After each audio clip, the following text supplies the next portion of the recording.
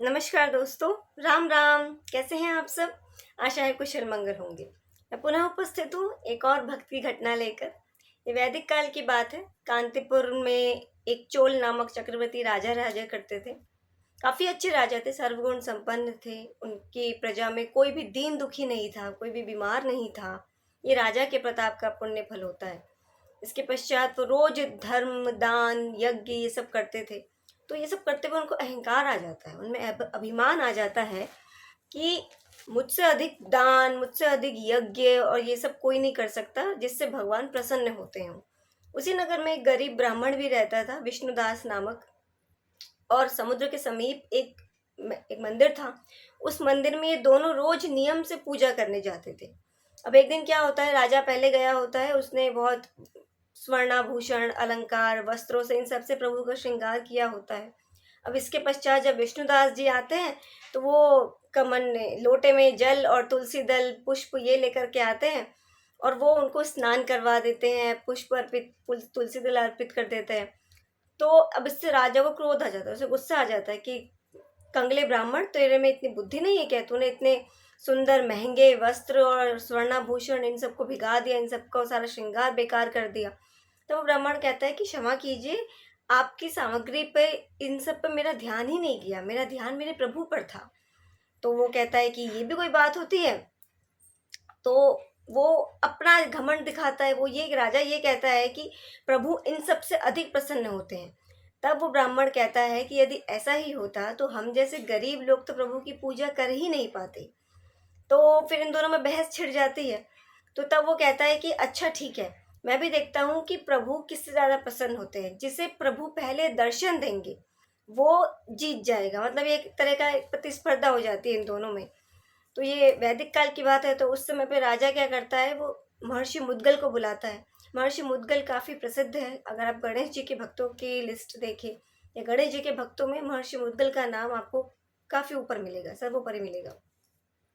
तो इसके पश्चात महर्षि मुद्गल को बुला करके वो एक काफ़ी बड़ा सा यज्ञ का अनुष्ठान करवाता है। कई दिनों तक चलने वाला यज्ञ का अनुष्ठान।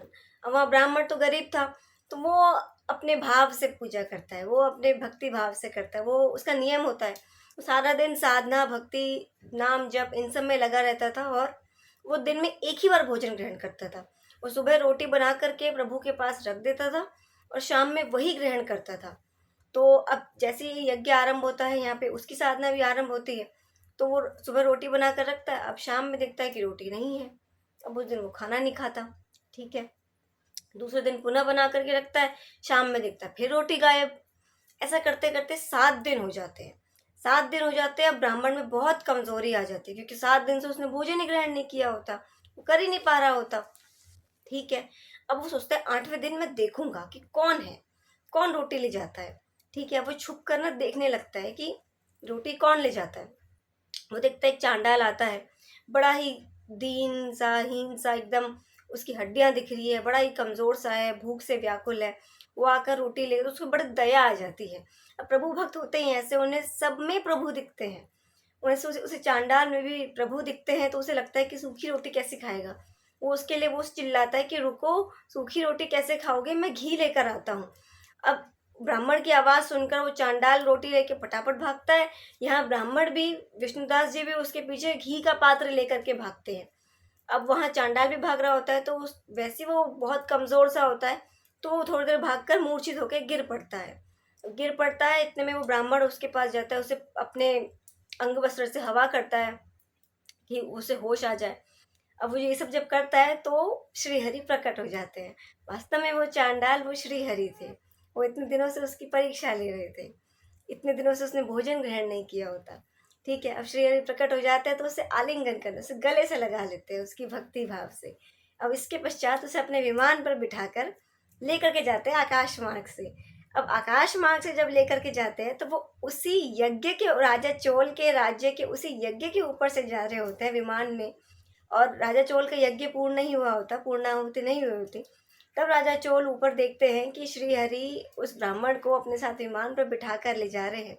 फिर उसका अभिमान टूटता है कि प्रभु को धन से, यज्ञ से, ठीक है यज्ञ आदि आवश्यक होते हैं, देवी देवताओं के लिए आवश्यक होते हैं, बहुत सारे नियम होते हैं, यज्ञ से अगर आप रामायण पढ़ते हैं तो उसमें श्री राम और भरत जी का एक बहुत ही सुंदर प्रसंग आता है।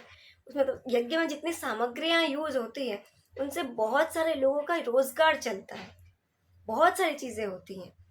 पुरोहित हो गए, यज्ञ में जितनी सामग्रियां यूज होती हैं वो जो जो जो बनाता है, कुम्हार के मिट्टी के पात्र हो गए और अन्य आदि चीजें हो गई, उन सब का रोजगार चलता है। तो ठीक है, ये सब जरूरी है, परंतु प्रभु के लिए सर्वाधिक भाव महत्वपूर्ण है। आपका भाव क्या है? भाव से आप एक लोटा जल, एक चावल का दाना अर्पित करें, वो उसमें प्रसन्न हो जाते हैं।